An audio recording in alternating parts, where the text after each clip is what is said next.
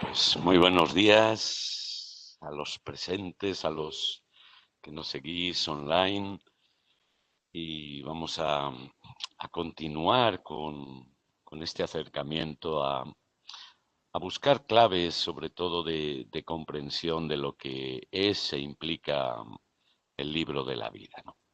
Si recordáis ayer, pues llegábamos a este punto, ¿no?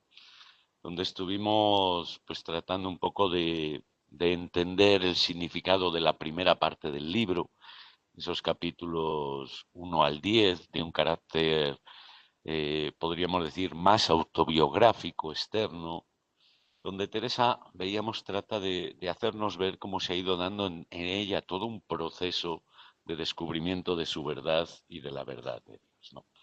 A partir de ahí entrábamos a tratar de entender la segunda parte de la obra, ¿no? De los capítulos 11 al 22, donde Teresa nos presenta ese tratado de oración y donde sobre todo hicimos un discurso tratando de entender y de comprender cuál es el significado profundo que conlleva para Teresa la oración, ¿no?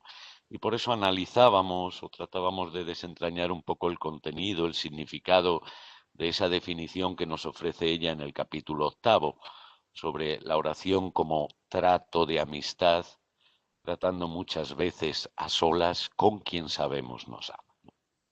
Y a partir de ahí os presentaba así muy rápidamente todo el significado de ese símbolo, de esa metáfora que usa Teresa, un poco para ambientarnos y ayudarnos en la comprensión de todo lo que es el tratado de oración que elabora en esos capítulos del 11 al 21. Ciertamente ahí hay mucha materia, ¿no? Ahí, en la medida en que lo vayáis leyendo, lo vayáis analizando, vais a descubrir, pues muchos elementos, algunos de ellos realmente complejos en su comprensión, ¿no? Pero que si somos persistentes, perseverantes en la lectura, en ir acostumbrándonos al lenguaje teresiano, vamos a poder captar con ayuda de estos elementos que hemos ido ofreciendo, con ayuda de esa metáfora y con ayuda de esos esquemas que encontraréis para ayudaros en la lectura, ¿no? Pero os decía que todo este, todo este grupo de capítulos donde Teresa nos presenta ese tratado de la oración, culmina con este capítulo 22. Un capítulo 22 sumamente particular, ¿no? Que da la sensación de que estuviera fuera de contexto, ¿no? Porque de repente Teresa concluye ese tratado de oración y antes de volver a retomar el discurso de su vida, eh, asume este tema que lo va a desarrollar, diríamos, dentro del capítulo 22, y uno se pregunta, en el fondo, ¿por qué Teresa hace este nuevo paréntesis, ¿no?, dentro del discurso de lo que ella viene realizando? Es que este capítulo tiene un valor sumamente importante desde lo que va a ser la experiencia de Teresa durante más de 20 años de practicar el camino de la oración y de la meditación, ¿no? Donde ella se ha encontrado con muchos autores, se ha encontrado con muchas indicaciones, se ha encontrado también con mentalidades que amenazan con hacernos perder el rumbo dentro de lo que es el proceso de la oración. Y quizás por eso, por lo que fue su experiencia, y quizás por la importancia que ella descubre que tiene este tema, nos hace aquí ese paréntesis, ¿no? Para orientar la mirada hacia aquel que verdaderamente es el protagonista de todo el camino, hacia aquel que para Teresa se constituye en el verdadero maestro y compañero de camino y, en definitiva, a aquel a quien seguimos en el camino de la oración, ¿no? La oración para Teresa no es simplemente, como veíamos ayer, no es una práctica, no es adentrarse en un proceso de meditación que vamos a ser los perfectos en la práctica del mismo, ¿no?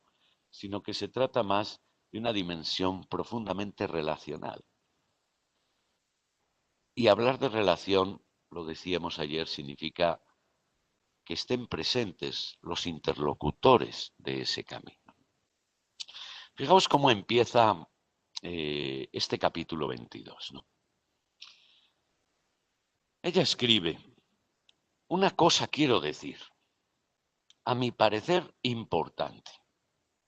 Si a vuestra merced le pareciera bien, servirá de aviso que podría ser haberle menester. Porque en algunos libros que están escritos de oración, tratan que aunque el alma no puede por sí llegar a este estado, porque es todo obra sobrenatural que el Señor obra en ella, que podrá ayudarse levantando el espíritu de todo lo criado y subiéndole con humildad, después de muchos años que haya ido por la vida purgativa y aprovechando por la iluminativa. Aquí Teresa, podríamos decir, parece que plantea un problema viejo, pero vamos a ver que en el fondo es un problema que sigue siendo muy actual, sobre todo en el ámbito de los movimientos, de las corrientes espirituales que hoy son emergentes, ¿no? A veces con influjos directos del Oriente y otras veces desde una perspectiva, si queremos, más psicologista, ¿no? De buscar una práctica, de buscar un sosiego anímico, espiritual, ¿no? Y de crear en el fondo una burbuja donde la persona puede autoprotegerse del estrés cotidiano. Y fijaos cómo sigue diciendo, ¿no? Para que nos posicionemos en el problema que plantea Teresa. No sé yo bien por qué dicen iluminativa, entiendo de los que van a aprovechar. Y avisan mucho que aparten de sí toda imaginación corpórea y que se lleguen a contemplar a la divinidad, porque dicen que aunque sea la humanidad de Cristo, a los que llegan ya tan adelante, que embaraza o impide a la más perfecta contemplación. Traen lo que dijo el Señor de los Apóstoles cuando la venida del Espíritu Santo, digo, cuando subió a los cielos, para este propósito. Paréceme a mí que si tuvieran la fe, como la tuvieron después que vino el Espíritu Santo, de que era Dios y hombre, no les impidiera, pues no se dijo esto a la Madre de Dios, aunque le amaba más que todos. Porque les parece que como esta obra toda es espíritu, que cualquier cosa corpórea la puede estorbar o impedir, y que considerarse en cuadrada manera y que está Dios de todas partes y verse engolfado en él, es lo que han de procurar. Bueno, aquí Teresa, como digo, se encuentra con un problema serio, tanto del punto de vista teológico, pero incluso desde el punto de vista psicológico y espiritual. ¿Por qué? Porque la propuesta en aquella época, motivada más por esa concepción negativa de lo corpóreo, de lo carnal, ¿no? Buscaba o pensaba que estaba la perfección en superar todo lo corpóreo. Es decir, llegar a una especie de éxtasis espiritual, de fusión con la divinidad, pero una divinidad sin un rostro concreto, una realidad abstracta. Y digo que esto es una problemática también psicológica. ¿Por qué? Porque al final la persona entra en una dimensión en la que Dios como interlocutor desaparece para sumergirse en una especie de realidad que lo absorbe todo y con la que uno se siente unido y fusionado. Sería muy interesante ahora, pero os recomiendo que lo sigáis después en vuestra lectura, ¿no? Todo el discurso que va haciendo Teresa de toda la problemática que aquí se plantea, ¿no? Y que curiosamente, os decía, es muy actual, porque hay muchos movimientos, incluso en el ámbito cristiano, eh, que, que desde una espiritualidad mal entendida lo que buscan es provocar la sensación, el sentimiento, la emoción de una fusión con todo, perdiendo de vista el parámetro de la interrelacionalidad. Y digo, esto que podríamos decir desde un punto de vista teológico podría parecer hasta lógico, ¿no? Desde un punto de vista incluso psicológico y antropológico resulta peligroso. La misma santa lo va a experimentar. Dice que por un tiempo ella andaba el alma en el aire, el alma perdida, el alma desconfigurada de sí. ¿Por qué? Porque estamos hechos para la relación. Y la dimensión relacional es fundamental no solo en nuestra configuración psicológica, sino en el desarrollo y en el proceso de crecimiento humano. Y es más, incluso en nuestra configuración biológica y neuronal, sobre todo desde que se descubrió toda la dimensión de las neuronas espejo, ¿no?, que configuran nuestro cerebro. El ser humano está configurado para la relación. Y es en la relación que se desarrolla, incluso hasta los animales. Bueno, esto lo subrayo para que veamos cómo, en el fondo, el discurso que hace Teresa no es un discurso abstracto, sino un discurso que ciertamente ella lo orienta en la fe y desde la fe, pero que también tiene sus consecuencias y sus fundamentos desde la perspectiva incluso biológica, neuronal y psicológica del individuo. Por otro lado, con este capítulo Teresa nos orienta la mirada a captar la importancia del misterio de la encarnación. El Dios humano, el Dios que se hace hombre, el Dios que se acerca al hombre para caminar con el hombre. Fijaos que todo esto tiene un significado teológico muy profundo que Teresa llega a captar en su propia experiencia, ¿no? Es decir, Dios que hace todo este esfuerzo, podríamos decir, hace esta obra increíble de unirse, de hacerse hombre, y luego el hombre que quiere prescindir de su humanidad para acercarse a Dios. Sería como un absurdo. Por un lado, como rechazar la obra de Dios y por otro lado, colocarse el hombre en una actitud de soberbia, de decir yo soy más que Dios. Veamos toda la problemática que en el fondo descubre Teresa que se centraría en esta realidad. ¿Cómo va a proceder Teresa? ¿No?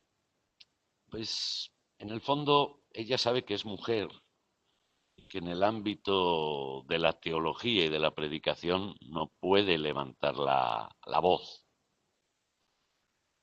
Y por eso hemos leído que procede de esta manera. No, yo pienso que es una cosa importante. Bueno, usted verá, ¿no? ¿Y cómo va a proceder Teresa? Primero nos va a plantear cuáles son las tesis de algunos libros espirituales y de algunos caminos espirituales que ella misma ha llegado a seguir, ¿no? Que con el ánimo de provocar en la persona la iluminación. Fijaos que hasta Teresa, en cierto modo, se ríe de esa palabra, la iluminación. Dice, no sé por qué la llaman vía iluminativa. Se hace la ingenua. Pero en el fondo, detrás de esa ingenuidad hay una crítica, ¿no?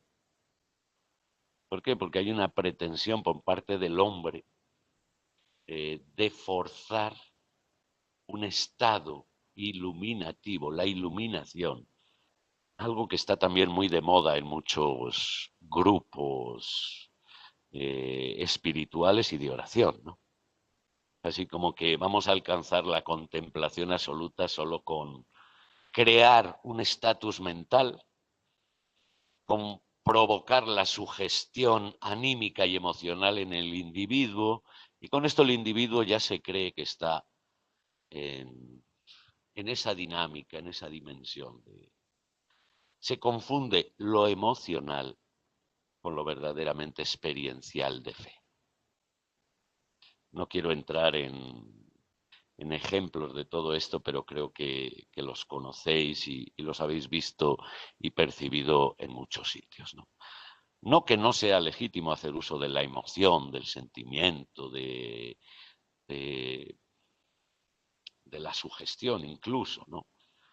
El peligro no está en eso, el peligro está en confundir el resultado de la sugestión o de la emoción con la obra de Dios, ¿no? Que nos ha pasado muchas veces también en el ámbito devocional, tradicional, ¿no? ¡Ay, qué ceremonia tan hermosa! ¡Ay, qué maravilla! ¡Ay, cuánta gente! ¡Ay, qué fiesta! ¡Ay, qué alegría! Y eso es muy bueno, pero a veces se confunde eso que es emocional, sensorial, estético, con lo que es la experiencia de Dios y transponemos la experiencia de Dios a esa realidad. O porque he estado en un sitio y me ha creado unas emociones especiales. Digo, qué bueno, qué bien. Pero no se puede confundir lo uno con lo otro, ¿no? En este sentido, ¿no? Teresa nos va a hacer partícipes de su experiencia personal. En la medida que va a hacer este relato, nos va a hablar de cómo ella procedía, de cómo ella también cae en la trampa de querer provocar, en cierto modo, ese estado de iluminación, ¿no? Teresa termina concluyendo, esto es andar el alma en el aire, que ni asienta en su realidad, en su realismo, y que anda en la ilusión perdida de una emoción o de un sentimiento. Claro, frente a eso, Teresa va a plantear en gran parte de este capítulo lo que podríamos ser su tesis doctrina, ¿no? Y donde va a hacer todo un discurso sobre el por qué dejarnos acompañar en este camino, el por qué la centralidad de Cristo en este proceso y en este camino, ¿no? Que viene como el mediador, como el camino, como la verdad, como la vida, como el que se hace humano para que mientras permanezcamos humanos tengamos un referente de lo que es el valor de nuestra humanidad, ¿no? Porque si no se corre el riesgo, que ella misma lo corrió en algún momento, ¿no?, de despreciar nuestra propia humanidad, ¿no?, y confundir la experiencia de limitación con el rechazo de aquello que nos limita. Todos conocéis, por ejemplo, el vivo sin vivir en mí, ¿no? Y una de las estrofas dice Teresa, en esta cárcel estos hierros en que el alma está metida, ¿no?, que plantea un poco esa división interior de la persona frente a la limitación de su corporeidad, que es una experiencia, pero esa experiencia no significa que esa realidad sea negativa, sino que uno tiene que aprender a trascenderla y a integrarla. Y veremos que formará parte del proceso espiritual y místico de Teresa, no a rechazarla. Porque si rechazo mi humanidad, rechazo el lugar donde Dios se manifiesta. Y por lo tanto pierdo de vista el rumbo de lo que Dios me está ofreciendo y donde Dios se está manifestando y de lo que es el proyecto de Dios en mí, que no es que yo rechace mi humanidad, sino que yo integre mi humanidad en la unidad y en la armonía de mi propio ser, ¿no? Este es un problema que va a tener Teresa a lo largo de su camino, ¿no? Y de hecho, cuando escribe el libro de la vida, todavía no ha superado del todo esa problemática, ¿no? Ese dualismo, esa oposición entre el alma y el cuerpo, ¿no? También fruto de una antropología y de una mentalidad de la época, ¿no? Pero Teresa irá haciendo el proceso, ¿no? Y en cierto modo, este capítulo ya pone las bases cristológicas y cristocéntricas de ese camino hacia la integración de lo que somos, de nuestra humanidad y de nuestro ser. En este sentido, ¿no? Si Teresa hubiera dicho lo contrario, estaría contradiciéndose con lo que nos decía al inicio del libro, ¿no?, que el pan con que se han de comer todos estos alimentos es el conocimiento de sí. O sea, es mi realidad, mi ser. Porque si yo pretendo liberarme o no aceptar o no acoger mi ser, estoy rechazándome a mí mismo. Estaría viviendo en el aire.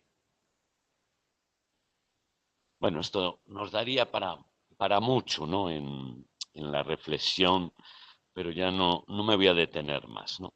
Simplemente os invito a que cuando vayáis haciendo la lectura que le prestéis una especial atención a este capítulo, por la importancia que tiene dentro del corpus teresiano, para que entendamos el por qué para Teresa Jesús es siempre el maestro, el que está a nuestro lado, el que camina con nosotros, No olvidemos que la oración ella lo vive y lo proyecta como el verdadero seguimiento de Cristo, ¿no?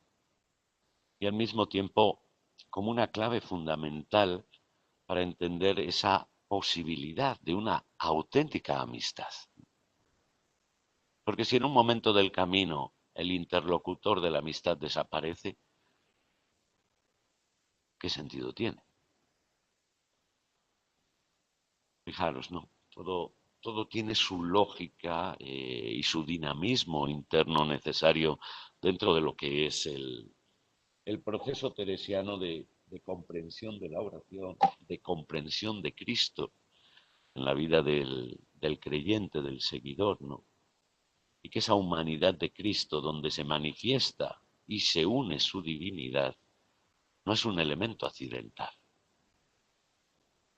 porque si no sería como decir que nuestra humanidad es también algo accidental, con lo cual tendría consecuencias antropológicas incluso más peligrosas todavía. Bueno,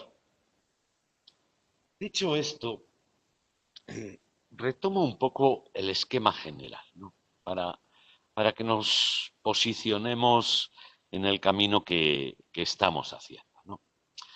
Hasta ahora prácticamente hemos venido viendo estas dos partes del libro de la vida, ¿no? Esos primeros 10 capítulos donde Teresa nos adentra en esta dinámica del conocimiento de sí, del conocimiento de Dios, un proceso imprescindible y necesario en ese aprender a conocernos y aprender a conocer a Dios. Dos elementos que van a interactuar mutuamente, ¿no? Que luego Teresa refleja muy bien en ese poema, ¿no? Alma, buscarme has en ti y a ti buscarme has en mí. Es decir, que no hay un conocimiento auténtico de sí mismo sin el conocimiento o la apertura al conocimiento de Dios, ni hay un conocimiento de Dios sin la apertura al conocimiento de sí mismo. Todo ello tiene una base ciertamente teológica y antropológica, porque el hombre es la imagen y semejanza de Dios.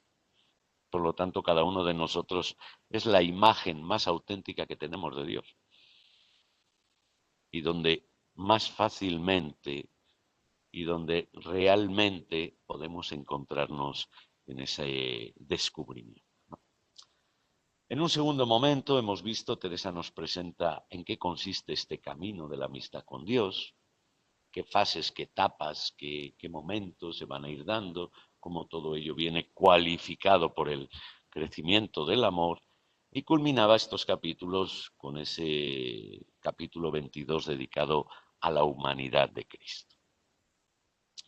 Bueno, todavía nos quedan dos partes de la obra por ver, ¿no? O al menos por tratar de evidenciar algunos de los aspectos fundamentales que dan el sentido dentro de todo el conjunto y proporcionaros también algunas claves de comprensión y de lectura. Porque además vamos a entrar ahora en dos partes complicadas también. Complicada sobre todo esta tercera parte, donde Teresa nos va a ir relatando cómo ha sido el proceso de su transformación, de su convertirse en una mujer nueva a partir de la conversión. Y eso lo va a hacer echando mano de todas sus experiencias místicas, lo cual pues a veces supone una dificultad en la lectura, ¿no? Pareciera externamente que, bueno, este es un proceso, pues eso, de alguien que ha entrado a tener experiencias, pero como yo no las tengo o no las voy a tener, o posiblemente no se den de la misma manera, es que yo no estoy dentro de ese proceso, de ese camino. No. Ya os lo he dicho en algún momento y lo vuelvo a subrayar, y ahora lo iremos viendo, el por qué, ¿no? Esto que Teresa nos presenta desde lo que podríamos decir es la percepción o la experiencia de fenómenos místicos extraordinarios, no es más que la visibilización de lo que es el camino ordinario de la gracia. Y por eso en la lectura de estos capítulos nos va a interesar mucho prestar atención a lo que en definitiva es el proceso que está aconteciendo, no a los fenómenos que están aconteciendo, sino el proceso de transformación que se va forjando en Teresa, que es común para todos y que Dios nos ofrece a todos. ¿Por qué? Porque Dios nos llama a vivir la plenitud del amor y por lo tanto no puede negarnos la acción de su gracia en nosotros. Otra cosa es que nosotros colaboremos o no colaboremos, que la vivamos de una manera o de otra, o que tengamos o no tengamos experiencias o fenómenos extraordinarios. Empezaremos por tratar de valorar el significado de esos fenómenos, ¿no?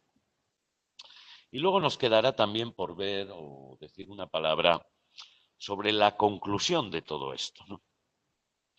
Donde pues tenemos una parte de esa última parte, donde el relato se vuelve a adquirir un género literario más narrativo, autobiográfico, histórico, y que nos resulta más fácil de leer. Pero luego hay otra última parte, los capítulos 37 al 40, en que nuevamente Teresa nos vuelve a meter en el dinamismo de la actuación de la gracia, en esos fenómenos y en esa experiencia generalmente, ¿cómo decir?, inexplicable en su terminología experiencial. Bueno, pues vamos a ver cuál es el significado de esta tercera parte.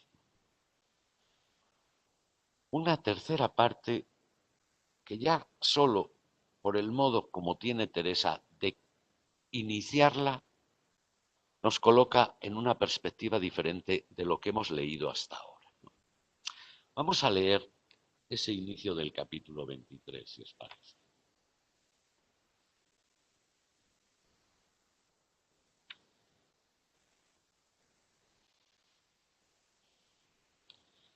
Fijaos lo que nos dice aquí Teresa al inicio de este capítulo. Quiero ahora tornar a donde dejé de mi vida, que me he detenido, creo, más de lo que me había de detener, porque se entienda mejor lo que está por venir. Digamos, aquí ya nos da la clave de lectura de los capítulos anteriores, ¿no? Para que se entienda mejor cómo ha sido el proceso de su vida y lo que va a contarnos ahora, ¿no? En qué espacio, en qué dimensión ha acontecido todo eso, ¿no? Es el espacio de la oración, de la relación. Sigue escribiendo. Es otro libro nuevo de aquí adelante. Digo, otra vida nueva. Y aquí sintéticamente nos da también la clave para entender el significado de la primera parte y el significado de este nuevo libro. Fijaos lo que dice. La de hasta aquí era mía. La que he vivido desde que comencé a declarar estas cosas de oración es que vivía Dios en mí a lo que me parecía. Fijaos qué hermoso esto que nos cuenta aquí Teresa, ¿no? No solo existencialmente hablando, sino incluso literariamente hablando. Lo que nos ha relatado hasta ahora, sobre todo los primeros 10 capítulos, la protagonista era Teresa. A partir de ahora ya no es Teresa la protagonista. El protagonista es Dios. Fijaos, hay un cambio de protagonismo, que es muy interesante también, como decíamos, para entender su conversión, su proceso de conversión, y para entender su verdad. ¿Cuál era el gran problema del proceso vital de Teresa antes de la conversión? Que ella había asumido el protagonismo de la vida, que era ella la que se iba a salvar, que era ella la que, hasta que se da cuenta que no es ella la que se tiene que salvar, que ya Dios la ha salvado. Y empieza un dinamismo nuevo. Fijaos, el cambio de chip, podríamos decir, ¿no? que se le va a producir en la conversión. Y dice, no, no, no soy yo la que me salva, es Cristo el que me ha salvado y yo tengo que vivir agradeciendo esa salvación. No tengo que vivir pagando esa salvación. Ahora empieza realmente a relatarnos, Teresa, lo que va a significar ese cambio de chip y cómo ese posicionarse de una manera diferente frente a su propia vida, reconociendo esa verdad de Dios y su propia verdad, todo va a entrar en una dinámica de transformación y de cambio. O sea, por el hecho de convertirse, Teresa no ha cambiado. Todavía tiene que hacer un largo camino. Simplemente ha caído en la cuenta. Se ha hecho consciente de qué es lo verdaderamente importante en este proceso. Y a partir de ahora comienza a dejar que sea Dios el que tome las riendas del camino. Comienza Teresa a hacerse cada día más consciente del don que recibe y que nos va a relatar en estos capítulos que aquí nos presenta. Por eso reinicia algo que veíamos al inicio de este curso, ¿no? Primero nos empieza a comentar cómo empieza en ella pues esta vida especial, esta acción de Dios, ¿no? Es lo que va a ir provocando en ella la necesidad de comunicación, ¿no? Es lo que llamábamos la prehistoria del libro de la vida, ¿no? En el fondo nos va a relatar Teresa en cierta medida en estos capítulos, ¿no? Y luego va a empezar a presentarnos toda una serie de gracias que ella ha vivido, ¿no? Desde las palabras, las audiciones, ¿no? Las locuciones que escuchan la oración, los encuentros con el Cristo siempre es el resucitado, es decir, las apariciones, las visiones que va a tener, ¿no? Las experiencias místicas extraordinarias, ¿no? Y luego toda una serie también de pruebas y tentaciones que se van sumando en medio de este camino. Sería muy interesante, si tuviéramos el tiempo, eh, que nos fuéramos deteniendo en cada una de las gracias que nos va a ir relatando Teresa. Porque veríamos que en el fondo lo que se va dando, lo que va haciendo Dios en ella, es ir forjando todo un proceso de enamoramiento hasta llevarla a la unión de amor. En el caso de Teresa, todo esto acontece en la mayoría de las situaciones acompañado de experiencias o fenómenos extraordinarios, que ella vive como extraordinarios. Pero al final no se salen de lo que es el camino ordinario de la gracia, ¿no? Que es en definitiva lo que forma parte del proceso espiritual de toda persona, ¿no? Cuando nos decidimos a seguir a Cristo, cuando comenzamos realmente a dejarle a Cristo el protagonismo de la vida, es decir, cuando comenzamos a descubrirnos amados por Él, a descubrir que todo es don, ¿no?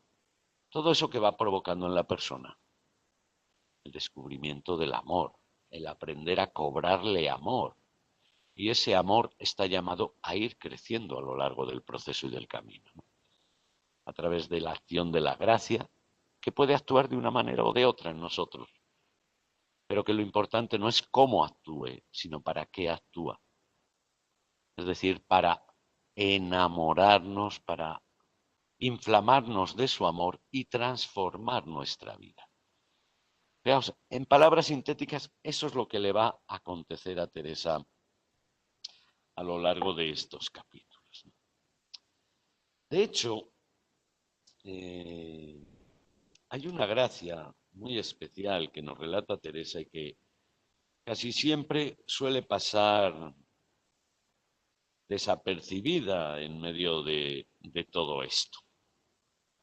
Es lo que denominamos la conversión afectiva de Teresa. Que va a ser muy interesante, ¿no? ¿Por qué? Porque esto nos pone de manifiesto cómo el proceso místico, aunque tenga un carácter extraordinario, apunta a forjar en la persona un proceso de crecimiento y de maduración. Fijaos, ¿qué ha pasado con la conversión? Que Teresa se decide determinadamente por Cristo, por dedicar el tiempo a la oración, por abrirse a esa dinámica de acoger el don y de agradecer el don. En este dinamismo van a ir aconteciendo muchas cosas en Teresa, pero eso no significa que Teresa haya cambiado. Ella sigue teniendo las mismas debilidades, sigue teniendo los mismos problemas vitales, existenciales, ligados a su forma de ser, a su carácter.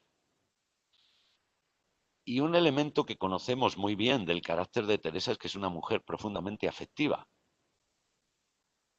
Y que una de las cuestiones que más la habían ocupado, tanto externamente como internamente, en esos 20 años de vida religiosa había sido su afectividad, ¿no? El dedicar el tiempo a las visitas, al locutorio, ¿no? Y Teresa reconoce que desapegarse de eso, a pesar de haber entrado decidida por el camino de la conversión, estaba más allá de sus fuerzas. Veamos cómo nos lo relata ella. En el capítulo 24, en el número 5.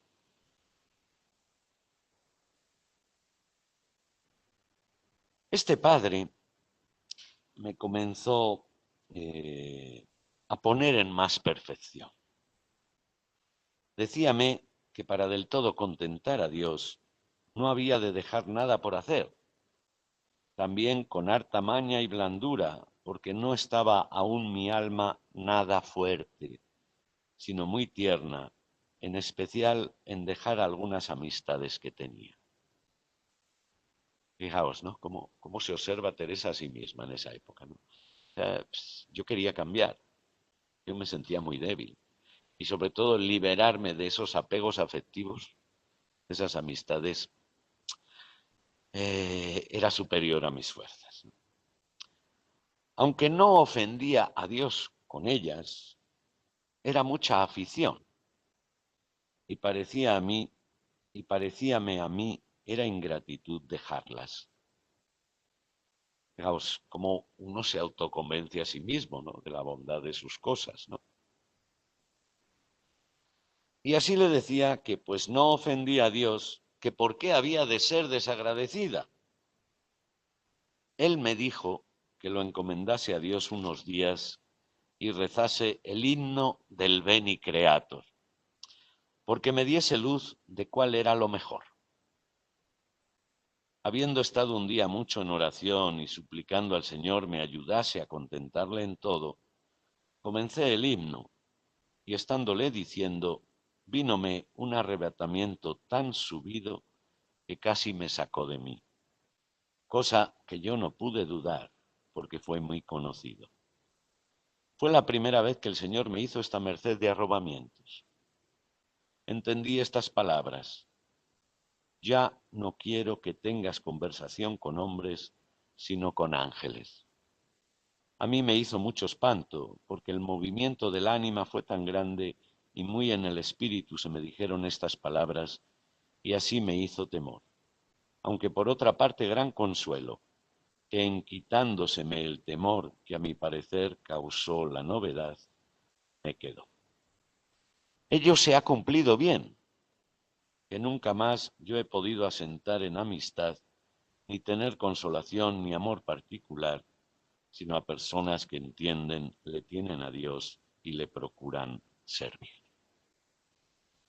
Fijaos, la acción de la gracia en Teresa, que la ayuda a liberarse y a sobreponerse frente a su debilidad afectiva. Pero además, fijaos lo hermoso de las consecuencias que produce esto en Teresa, ¿no? Es un punto de partida fundamental en el proceso que va a vivir después. Es comenzar a ser verdaderamente libre frente a sus afectos, frente a sus apegos, frente a todo eso que de una u otra manera le condiciona, pero al mismo tiempo aprender a amar de otra manera.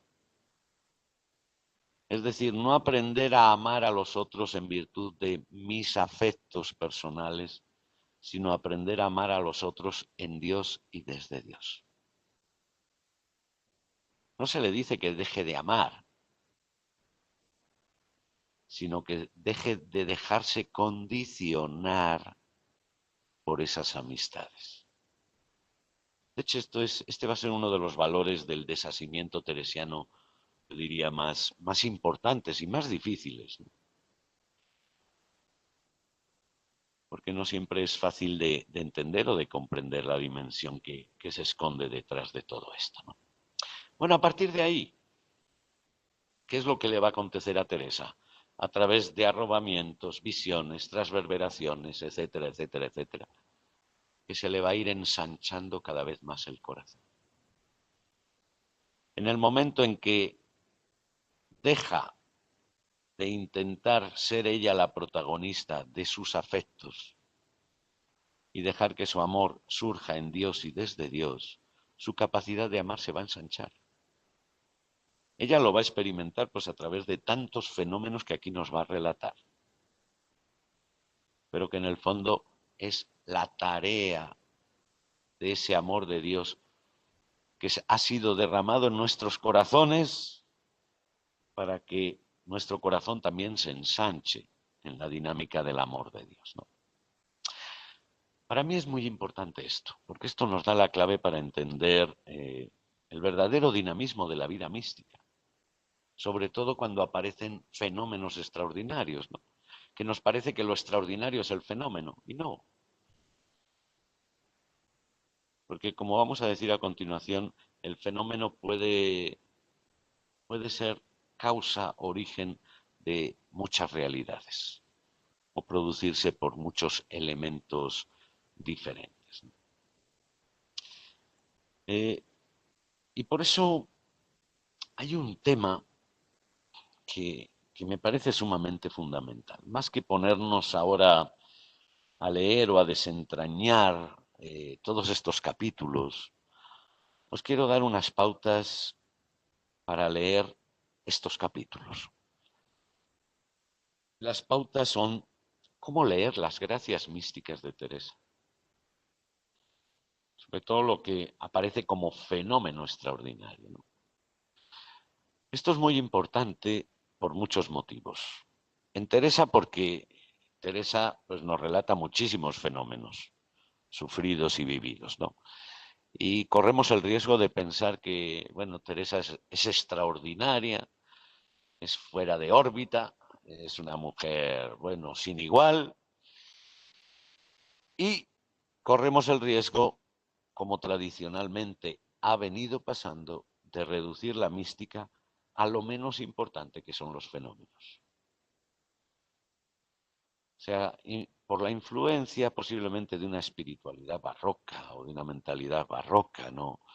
O por una psicología esotérica que en el fondo tenemos en el ámbito siempre de la religión, ¿no? Nos llama más la atención los fenómenos que lo que verdaderamente significa la gracia. Y andamos como locos detrás de experiencias extraordinarias en vez de centrar la mirada en lo ordinario, que es lo verdaderamente importante. Por eso, como digo, va a ser muy importante hacer este discernimiento, ¿no? Para tratar de ver hacia dónde nos quiere llevar Teresa. O sea, Teresa no nos quiere llevar a la transverberación, que se ha convertido casi como en el prototipo o la imagen prototípica de Teresa, ¿no? Pero sí, bueno, y más hoy que estamos en el día de San Valentín, ¿no? Bueno, si os parece, vamos a hacer el descansito ahora y dentro de 10 minutos vamos a tratar de afrontar este tema, ¿no? Me parece sumamente importante y puede ser sumamente clarificador.